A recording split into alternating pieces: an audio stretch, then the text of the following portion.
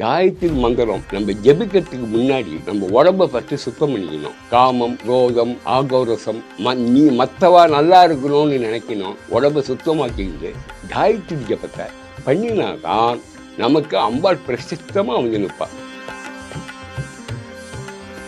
எனக்கு ஸ்ரீராம் சந்திரசேகரன் ஒரு பையன், அதில் அவனுக்கு அவனும் ஜபம் பண்ணுறேன் பண்ணுடா நல்லா உனக்கு இது வரும்னா அவனுக்கு ஜபத்தை ஆரம்பித்தோன்னா ஆட்டோமேட்டிக்காக அம்பாள் பேச ஆரம்பிச்சிட்டான். சரி அம்மா நீ எனக்கு இது கொடுத்துட்ட, நான் உனக்கு என்னம்மா செய்யணும்? ஃபேஸ் கட் ஆரம்ப முகம் தானே, பாதி ஃபேஸ் கட் தானே, அந்த முகம் எனக்கு வாங்கி போடுவோம். இனிமேல் நாளைக்கே போட்டுடலாம் அம்மான்னு. நாளைக்கு நான் போடக்கூடாது, நான் வருவேன், அந்த முகத்தோடு வருவேன் உனக்கு, அப்போ போடு அப்படின்னாரு. 73 வந்துருச்சு பணம். 2018 பார்த்தா அதே ஃபேஸ் கட்டு. எத்தனை வருஷம் கழிச்சு பாரு, 73 2017.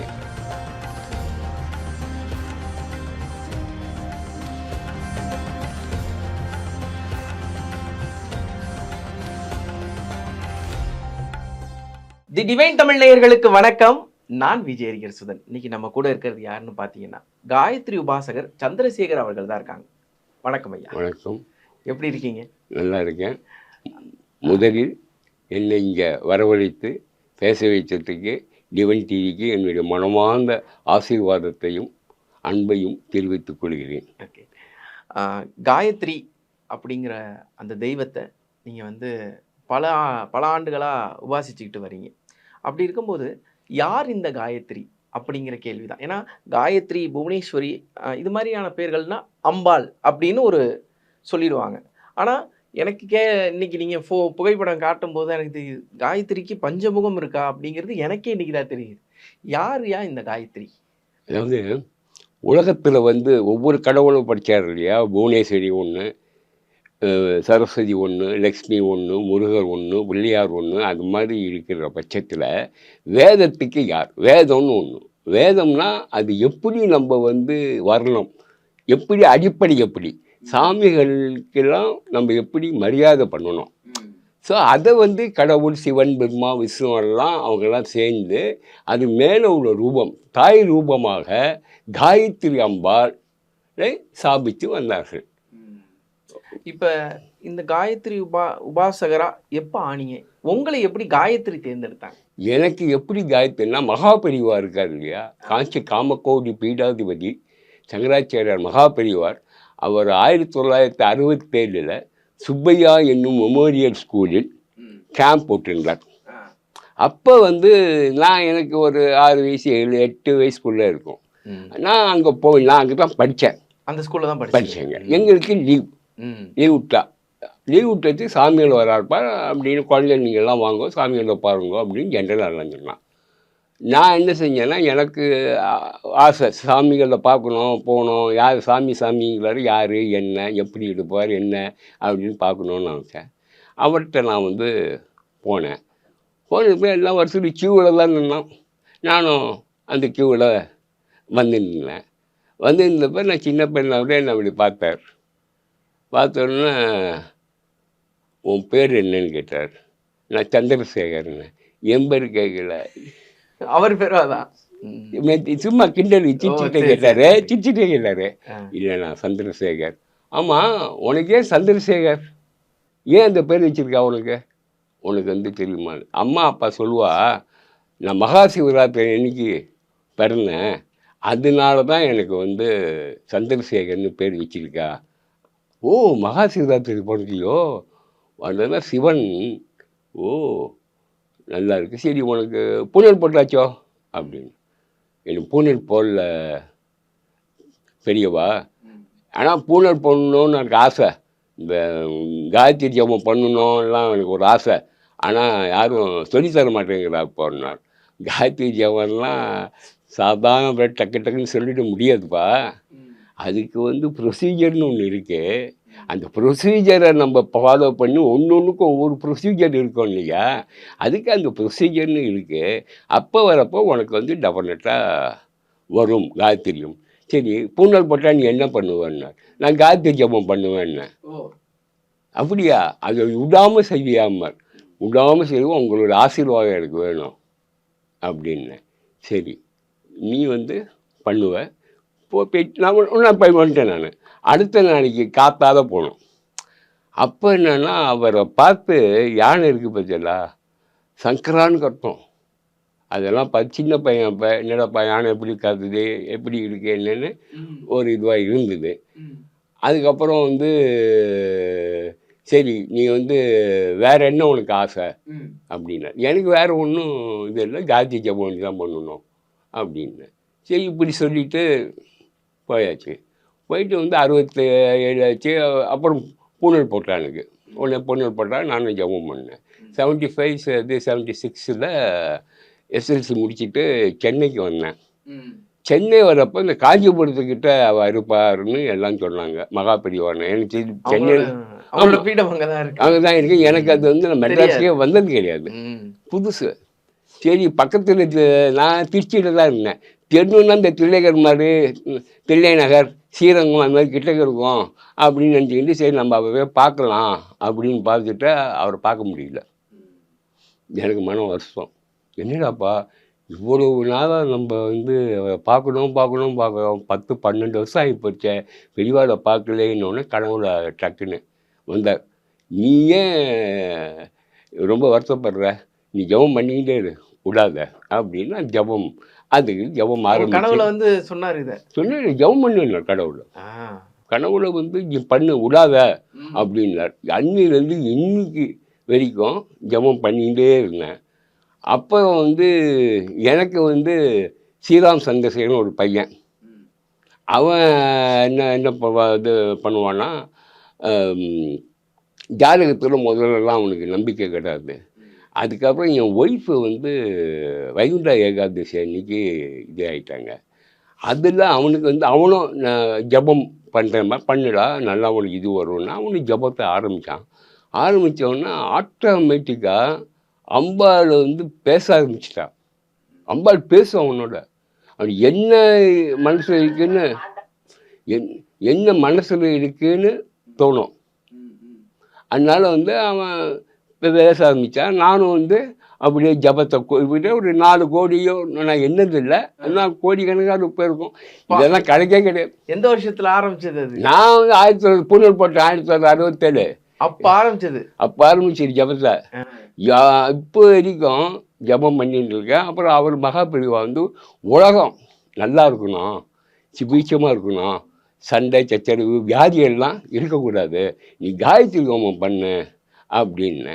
அதுக்கு என் இது பையனையும் ஸ்ரீராம் சந்திரசேகரன் சொன்னேன் இல்லையா, என் பையன் அவனும் பூஜை பண்ணுறானே, அவன்கிட்டையும் அப்பா இந்த மாதிரி சொல்கிறான்னு, அப்பா நான் வேண்டியதெல்லாம் அவனுக்கு பண்ணுறேன்பா அப்படின்னு அவனுடைய ஒரு முன்னெடுப்பு தான். அவன் முன்னெடுப்பு, சப்போர்ட்டு. அதில் நான் வந்து ஜபம் நல்லா செஞ்சுட்டு இருக்கேன். இப்போது ஹோமம் பண்ணிட்டு இருக்கேன். ஹோமம்னா ஒரு பயங்கரமான இது. அதுதான் என்னுடைய இது. ஹோமம் 4-5 வருஷமாக கண்டினியூஸாக பண்ணிட்டு இருக்கேன், டெய்லி விடாமல் பண்ணுறேன். இப்போ அந்த காயத்ரி மந்திரம், இந்த காயத்ரி உபாசகராக இருக்கிற விஷயங்கள்லாம் இருக்குல்ல, அது எந்த அளவுக்கு நம்மளோட வாழ்க்கையை மேன்மைப்படுத்தும்? நீங்கள் வந்து பெரியவா சொன்னதுலேருந்து பண்ணிக்கிட்டு இருக்கீங்க. இந்த காயத்ரி மந்திரம்ங்கிறது எந்த அளவுக்கு வாழ்க்கைக்கு ரொம்ப முக்கியமான ஒரு விஷயம்? காயத்ரி மந்திரம் நம்ம ஜெபிக்கிறதுக்கு முன்னாடி நம்ம உடம்பை ஃபஸ்ட்டு சுத்தம் பண்ணிக்கணும். உடம்பை சுத்தம் பண்ணிக்கிறது என்ன, காமம், குரோதம், ஆகோரசம் அதெல்லாம் இருக்கக்கூடாது. பொய், நீ மற்றவா நல்லா இருக்கணும்னு நினைக்கணும், மற்றவங்க வாழ்க்கை நல்லா இருக்கணும்னு நம்ம நினைக்கணும். பாசிட்டிவ் எனர்ஜி தான் நமக்கு வந்து வரணும். நேர்மறை எண்ணங்கள் தான் வரணும். எதிர்மறை எண்ணங்கள் ஓரளவு கூட கொஞ்சம் கூட இருக்கக்கூடாது. காயத்ரி ஜபத்தை அந்த அளவுக்கு நம்ம உடம்பை சுத்தமாக்கிக்கிட்டு காயத்ரி ஜபத்தை பண்ணினா தான் நமக்கு அம்பாள் பிரசித்தமாக வந்து நிற்பாள். உங்களுக்கு அந்த தருணம் எப்போ நடந்துச்சு? எனக்கு வந்து நான் அம்பாளை காயத்ரி அம்பாள் ஒன்று இருக்கு, அது தவிர மெட்ராஸில் 1971 வந்தேன். 71 வந்தேன். 73 ஒரு கனவு வந்தது. அந்த கனவு வந்து தேவிக்கு, அது யார் என்னன்னு சொல்கிறேன். கனவு வந்தது, நான் அம்பாளை பார்த்தேன். ஆஃப் ஃபேஸ் கட்டு தான். பார்த்தோன்னே என்னை பார்த்து அம்பாள் வந்து கண் அப்படி திறந்தா பேசினான். எனக்கு என்னன்னா எல்லாரும் இருந்தாங்க. சரி நமக்கு வந்து பார்க்கக்கூடாதுப்பா, எல்லாரும் பார்க்கணும் அம்பாளை அப்படின்ட்டு எல்லாரும் கூப்பிட்டேன். வாம்மா வாங்கம்மா வாங்கம்மா அம்பாள் வந்து கண் திறந்து பார்க்க பேசுகிறாங்க. அது பார்த்த உடனே எல்லாருக்கும் ஒரு ஆச்சரியம். பார்த்தா சிலை ஆயிடுச்சு அம்பாள். சிலை ஆனதுன்னு தான் அங்கே உள்ள வந்து சாமி அப்பா நான் இவ்வளோ நாளாக பூஜை பண்ணுறேன், எனக்கே அம்பாள் காட்சி கொடுக்கல, உனக்கு எப்படி கொடுக்குறான்ட்டு என்னை அடிச்சிட்டாங்க.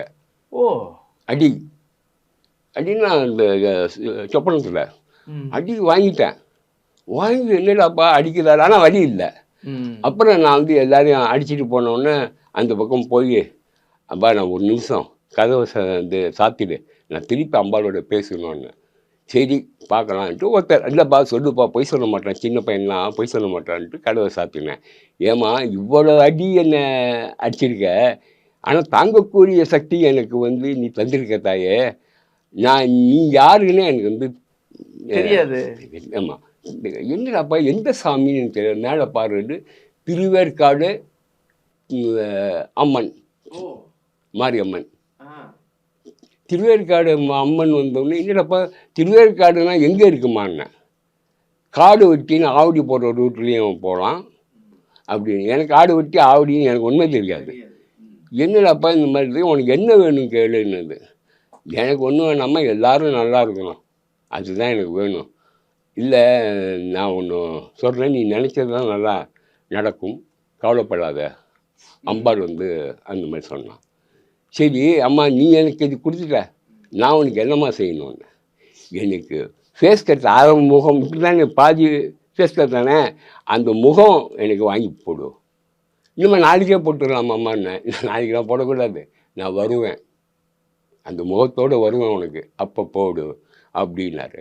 73 வந்துடுச்சு பணம். 2018 அந்த முகம் வந்து ஒரு கிறிஸ்டின்கிட்ட வந்து வந்திருக்கு. ஓ அந்த கிறிஸ்டின்கிட்ட ஒரு 1 இயராக இருந்திருக்கு, எவ்வளோ வருஷமானு தெரியல. நான் அவருக்கு பழக்கம் கிடையாது எனக்கு அவருக்கெல்லாம். அவருக்கு அப்போ நான் போனேன். அந்த சமயத்தில் வந்து நான் பண்ணோன்னே யார் சாமின்னு ஜென்ரல் அப்போ தாடியெல்லாம் கிடையாது, சாதாரணமாக தான் நான் போனேன். சரி என்னடா அந்த சாமி இதை வந்திருக்கு, இந்த ஐயாட்ட கொடுத்தா நல்லா பண்ணுவார் போல இருக்குன்ட்டு அதை பேக் பண்ணி, சாமி இங்கே நீங்கள் பார்க்கக்கூடாது, நீங்கள் அதை அங்கே தான் பார்க்கணும், வீட்டில் போய் பார்க்கணுன்னா. சரி நான் வந்து ஆற்றுல வந்து ஓப்பன் பண்ணி பார்த்தா அதே ஃபேஸ் கட்டு. எத்தனை வருஷம் கழிச்சு? எத்தனை வருஷம் கழிச்சு பாரு, 73 2017 கிட்டத்தட்ட 50 வருஷம். ஆமாம். ஆனால் இன்னொன்று வந்து கடவுளுக்கெல்லாம் 50 வருஷங்கிறது ஒரு வருஷங்கிறது ஒரு நாள். 50 நாளில் உங்கள்கிட்ட வந்து சேர்ந்துருக்காங்க. ஆமாம், அந்த கணக்குப்படி பார்த்தா, அந்த கணக்குப்படி பார்த்தா 50 வருஷம் அதிகம். ஆனால் கடவுளுக்கெல்லாம் என்னென்னா 50 நாள். நமக்கெல்லாம் ஒரு வருஷங்கிறது 365 நாள். 365 நாள். அவளுக்கு வந்து ஒரு வருஷங்கிறது ஒரே ஒரு நாள். அது எப்படின்னா, சூரியன் காத்தால 6 சாயங்காலம் இருக்கு இல்லையா, அப்போ வந்து பகல். அதே மாதிரி பௌர்ணமி வந்து நிலவு ராத்திரி வந்துட்டு, அது வந்துன்னா இன்னைக்கு இரவு பகல் நமக்கு வருது டெய்லி. ஆனால் அவருக்கு வந்து உத்தராயணம் தட்சிணாயணம்னு பேர். கடவுளுக்கு உத்தராயணங்கிறது 6 மாதம் அவள் வந்து முடிச்சுட்டு இருப்பார். தட்சிணாயணங்கிறது வந்து தூக்கம், 6 மாதம் தூக்கம், 6 மாதம் இது. அதுக்கு தான் தட்சிணாயன புண்ணியகாலம் வந்து மார்கழி மாதம் வரும். மார்கழி மாதம் வந்து வருதுன்னா மார்கழி மாதம் வரப்போ 3 மணி 3:30 மணி காத்தாலும் சாமியாக இருக்கும். அதுக்கு தான் கோவிலெல்லாம் பஜனை பாட்டு, சாமி பாட்டு, வழிபடுறது எல்லாமே அன்னைக்கு ரொம்ப அந்த மாதம் ரொம்ப சிறப்பாகவே இருக்கும். ரொம்ப சிறப்பாக இருக்கும். அதுதான் அப்போ தான் அம்பாள் வந்து 7 மாதம்.